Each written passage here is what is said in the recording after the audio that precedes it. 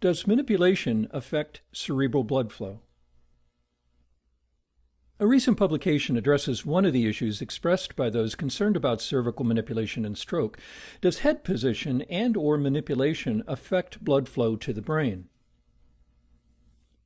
Remember that scientific investigation can be about the occurrence of a disease or disorder, while another approach is to investigate proposed mechanistic cause and effect relationships. We'll review at the end of this discussion the evidence regarding whether manipulation is associated with stroke, but first, let's look at what we do know about blood flow and head position, and also as a side discussion of strain forces in cervical blood vessels.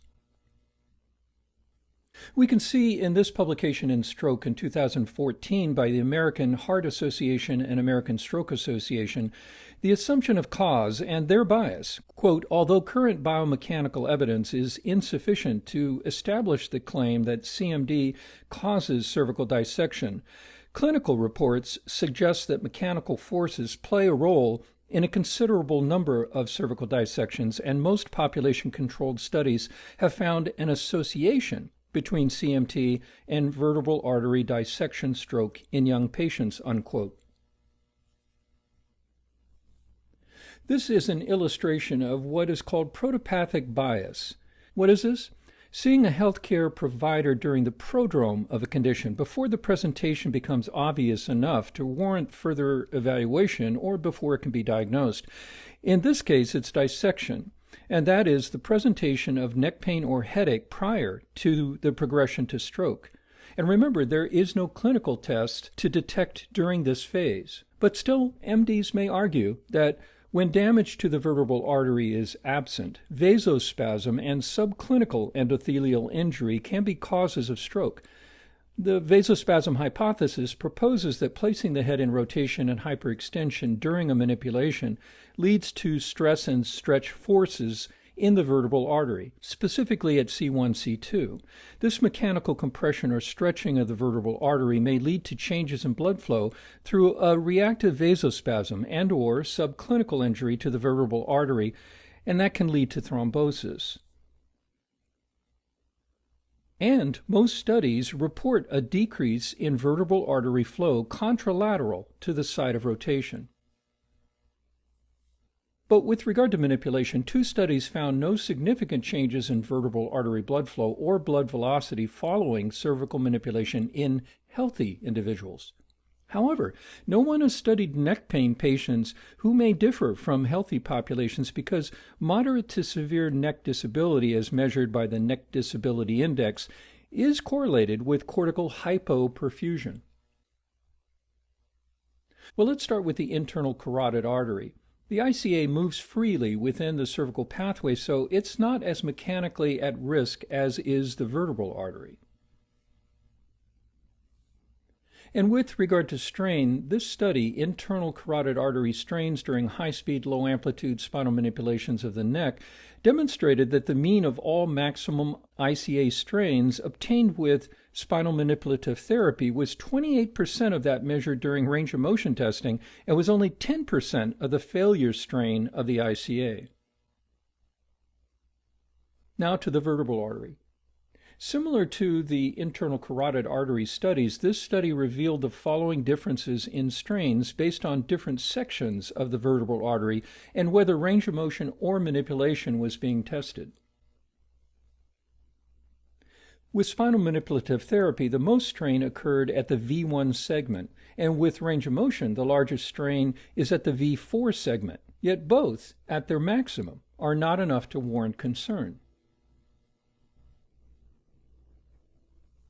And finally, the evidence regarding repeated stresses with multiple manipulations. There was no damage at 6% strain, but according to the available literature, spinal manipulative therapy strains ranged from 0.9 to 6.2%, and it took 1,000 cycles of 30% strain to cause significant microstructural damage to the arterial tissue. Now to the current study. What's new in this study?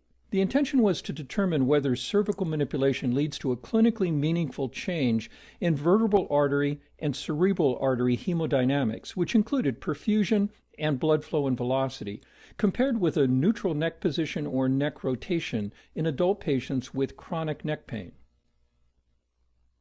So how is this measured?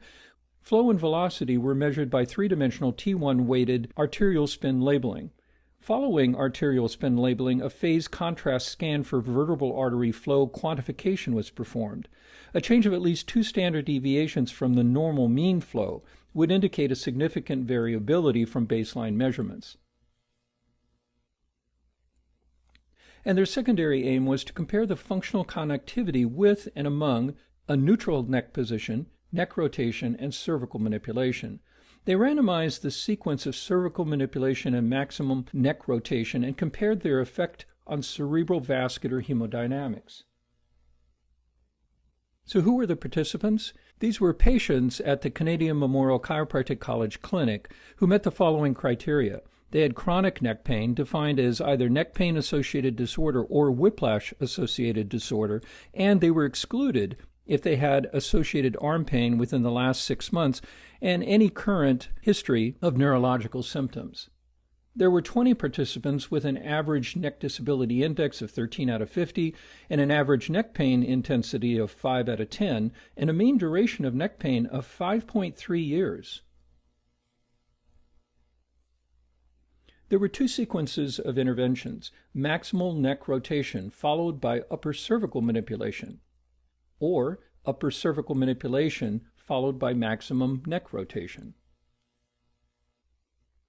The cervical manipulation procedure was a high-velocity, low-amplitude impulse with contact at C1 and C2 on the side of most palpatory discomfort, with the participant's head in combined axial rotation, flexion, and lateral flexion positions. And the results? Well, compared with a neutral neck position, maximum neck rotation and cervical manipulation did not significantly alter cerebral perfusion within the posterior cerebrum or cerebellum. A significant change was found in both contralateral vertebral artery blood flow and blood velocity between the 3 procedures.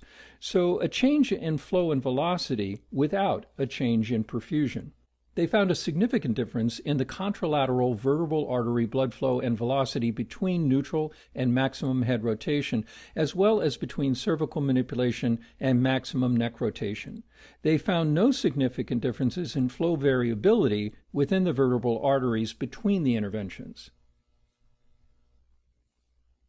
Remember, their secondary measure was functional connectivity, and they did measure a significant increased functional connectivity post-manipulation, specifically when compared with the resting position. All of these areas showed significantly increased functional connectivity. So instead of interpreting these results as changing the brain activity due to spinal manipulative therapy, the researchers state that these areas affected have been identified as being involved with functions of visually guided eye movements, facial and word recognition, visual spatial processing, episodic memory, and reflections on self and consciousness. So they state that the observed increase in functional connectivity may be a consequence of sensory stimulation and patient self-awareness from movement and handling of the neck. And finally, what do we know about the association between spinal manipulative therapy and stroke? The following is a summary document published in the Annals of Internal Medicine, a risk-based assessment strategy to exclude cervical artery dissection in spinal manual therapy. The authors state that, quote, in light of the evidence provided in this comprehensive review, there was no firm scientific basis for direct causality between cervical spinal manipulation and cervical artery dissection. The ICA moves freely within the cervical pathway. 74% of cervical spinal manipulations are conducted in the lower spine, where the vertebral artery moves freely. Normal activities of daily living, including rotations, do not trigger cervical artery dissection, and cervical manipulation and/or grade C cervical mobilization moves beyond the physiological limit of facet joints, but the artery is not stretched to an extent to exceed failure strain. And there are 2 retrospective studies, one conducted in Canada, one in the U.S., that demonstrate there is an association. In the Canadian study, matching of hospital records indicating VB stroke with the same patient's record of a visit to a chiropractor and/or a primary care MD illustrated the following. In those under 45 years old, individuals were 3 times more likely to see a chiropractor or a primary care practitioner before their stroke compared to controls. There was no increased association between VB stroke and chiropractic visits in those older than 45.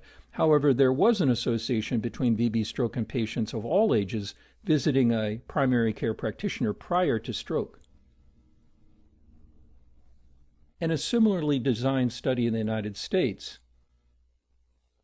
And a summary of that study indicates that the data show no association between chiropractic visits and VBA stroke, regardless of age stratification, in either a commercial insurance population or Medicare Advantage population.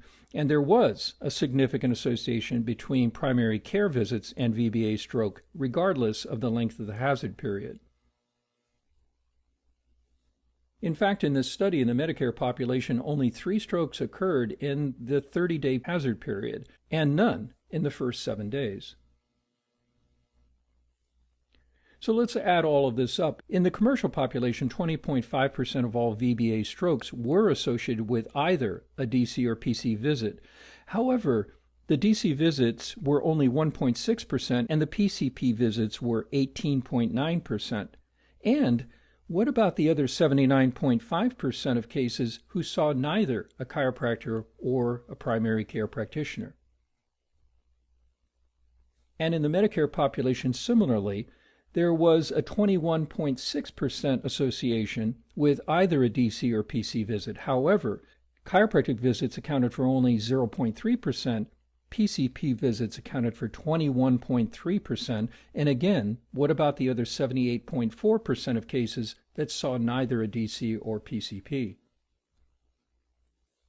So in summary, VBA stroke is rare and is not associated with a healthcare visit in 80% of occurrences. Manipulation is not a clear associated risk, and remember, there is no test to rule in or rule out during dissection. Given stroke occurred in both chiropractic and medical patients, what is the connection? Well, what if patients presented with headache or neck pain? When researchers restricted the analysis to visits that were coded for neck pain and/or headache, the odds ratios increased significantly for all DC and PCP exposures in those less than 45 years of age.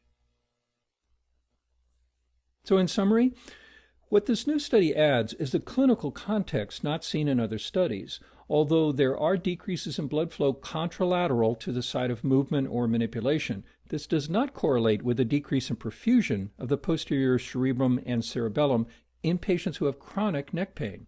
And given large retrospective studies have shown only an association with seeing a chiropractor, but also an MD, and that MDs don't adjust, it's likely that those that do occur are, on average, spontaneous dissections that progress to stroke.